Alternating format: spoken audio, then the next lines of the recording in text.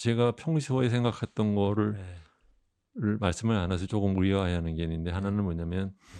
그런 이중 특히 이제 일본이나 한국 같은 경우에 이중 구조의 큰 배경에는 대기업 위주의 경제 체제가 네. 큰 영향을 주는 거 아닌가요? 그것도 역시 네, 맞습니다.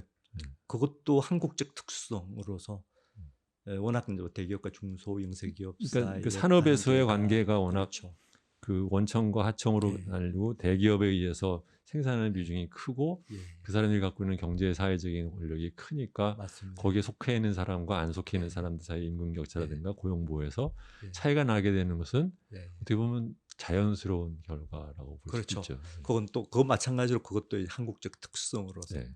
사실 뭐 유럽에서 사실은 이중적 노동 시장을 하면 정규직 시장과 비정규직 시장이거든요. 그렇죠. 근데 우리는 그에 덧붙여서 기업 규모에 따른 그렇죠. 격차를 이야기를 해줘야 되고 그게 한국적 특성으로서 보통 네. 이야기되고 한국의 있는 이중 구조에는 크게 예. 보면 대기업, 중소기업, 예.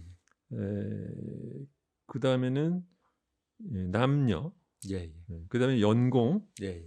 이 세 가지에 의한 각각이 그 중첩적으로 맞습니다. 임금 격차를 더 심화시키는 예. 데에 작용을 한 결과로 예. 예. 전 세계적으로 가장 그 임금 격차가 큰 예. 임금 격차의 문제 그리고 고용의 안정성의 그 문제, 네. 사회보장 제도의 어떤 이제 그렇죠. 포괄 대상에 제외되는 문제 그렇죠. 등등이 다 네. 결합돼 있는 그런 거죠. 그렇게 돼 있는 것 같습니다. 근데 그걸 우리는 좀 정치적으로 다들 예.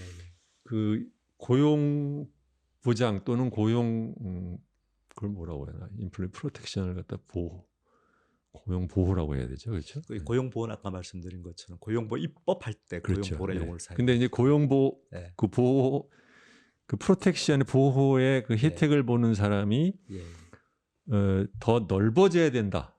예. 예. 그러니까 소위 말하면 지금과 같은 대기업 노조가 누리는 높은 임금 플러스 고용 보호를 다른 쪽에도 다 확산시키는 쪽으로 가는 것이 개혁이고 맞습니다. 그것이 뭐든 좋다는 식으로 얘기를 갖다 몰고 가니까 예. 사실은 그건 실현도 잘 불가능한 얘기인데 예. 약간은 전체적인 담론 자체가 어떻게 보면 약간 확 정체돼 있다고 할까요? 막혀 있는 느낌이 들어요. 그러니까 우리나라 진보 주류 입장이 사실 노동자뿐 아니고 진보 주류 입장이라고 하는 게 표준적 고용 관계를 네. 표준적 고용 관계를 정규직이 누리는 고용 관계. 네, 네. 그걸 상정을 하죠. 비정규직으로 확산한다 이거거든요. 그렇죠. 네. 근데 이거는 굉장히 실현 가능성이 부족한 네.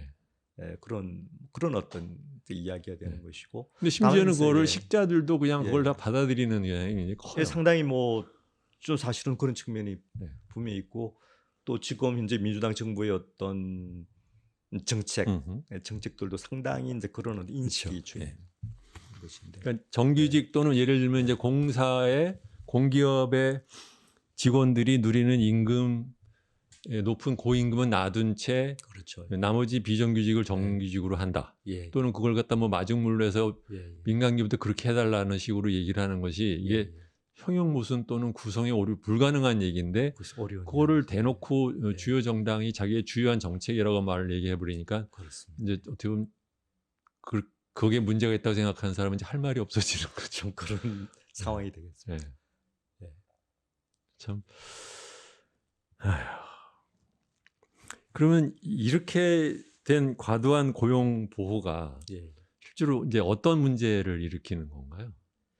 이건 사실은 아까 말씀드린 과다한 고용 보호 그 자체가 문제가 아니고 이제 네, 정규직은 그렇죠. 과다하게 보호하고 네. 비정규직은 이제 지나치게 그 고용 보호를 안 하는 그게 네. 듀얼리피라 네. 말씀드렸고. 그러니까 어떻게 보면 고용 보호가 강하면 강할수록 거기에 따른 부작용에 대한 반작용으로 나머지 비정규직에 대해서 훨씬 더 가혹하게 몰 수밖에 없는 그렇죠. 네, 그렇게 된다는 근데 거죠. 그 현상이 노동 경제학적으로 어떤 효과를 이렇게 만들어내냐는 측면에 대해서는 또 노동 경제학자들이 여러 가지로 분석을 했습니다. 그래서 그 예를 들면 일단은 노동자 이직을 증가시키는 이런 측면들, 또 짧은 근속 이런 문제들, 또 대체 효과, 비정규직 대신 정규직 대신 비정규직을 대체해버리는 효과, 그리고 전반적인 어떤 기업의 효율성과 생산성을 저하시키는 측면들. 잠깐요. 하나씩 좀 이직 효과라는 게 무슨 뜻이세요?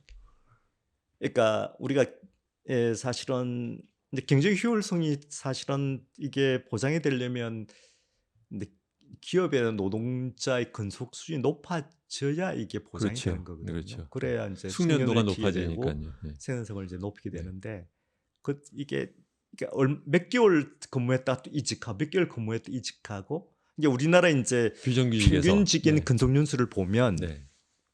평균은 4점 몇 년이거든요. 낮죠, 굉장히. 이게 OECD 다른 국가에 비해 유례 없이 사실은 짧아요. 그렇죠. 예. 독일만 하더 독일, 일본 뭐 이런 나라 11년 정도 되거든요. 그렇죠. 비교도 할 수 없는 짧은 배경에는 음. 높은 비중의 비율이 네. 있다고 하는 것인데 그건 경제 효율성이 상당히 큰. 음.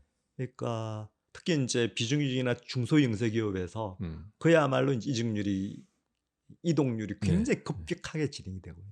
그러니까 평균은 예. 4.5밖에 안 되는데 예. 또 대기업 정규 노조를 보면은 상당히 오랫동안 그렇죠. 있고 예. 그런데 평균이 낮은 이유는 그렇죠. 비정규직에서의 비정규직뿐 턴오버 아니고 레이트가 중소영세기업. 중소형에서 높기 때문에 중소영세기업 정규직들도 네. 얼마 안 안 다니는 되죠. 것이죠. 예. 안 다니는 이유는 임금이 낮아서 그러나요? 뭐 때문에 그러나요? 뭐 굳이 거기에 다해야 이유가 별로 없으니까. 네. 특별히 거기에 우리나라 중소영세기업 많은 기업들이 사실은 임금 수준이 최저임금 수준에서 결정되니까요. 예. 거기에서 특별히 뭐 근속을 높여야 할 이유가 유인이 없는 것이죠. 그러니까 자기 전망이 안 보이니까. 여기 있어서 예. 오래 다닌다고 해서 임금이 더 예. 올라가고 뭐 이럴 것 같지도 않고 그렇죠. 그러니까 예. 여기 다니나 저기 다니나 예. 뭐 예. 수틀리면 그렇죠. 옮긴다. 약간 예. 뭐 다른 일 생기고 그냥 그만둬버리고 다른 데 취업해버리고 이런 식으로. 그러니까 생겨나야 이제 되는 숙련도에서 쌓이는 게 별로 없고 그렇죠. 예. 예. 그런 것들이 이제 거시경제 전체 그렇죠. 차원에서는 상당한 비효율성을 낳는다. 그렇죠. 이런 이야기. 그다음에 이제 정규직 전환율의 저하 이런 문제들도 비정규로 들어온 마찬가지로. 사람 중에서 정규직으로 받아주는 비율이 굉장히 낮다. 그렇지.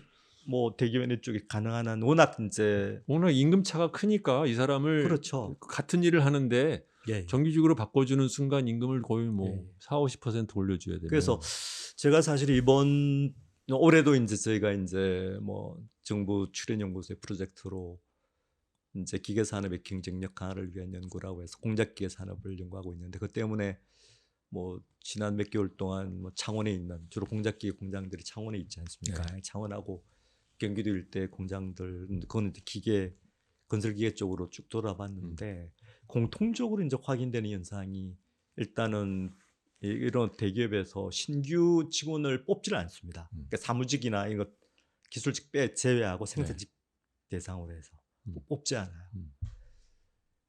가능한 뽑지 않고 임금 수준은 상당한 고임금이고 거의 한 뭐 평균 8천에서 1억 정도 이윤사에 형성이 돼 있고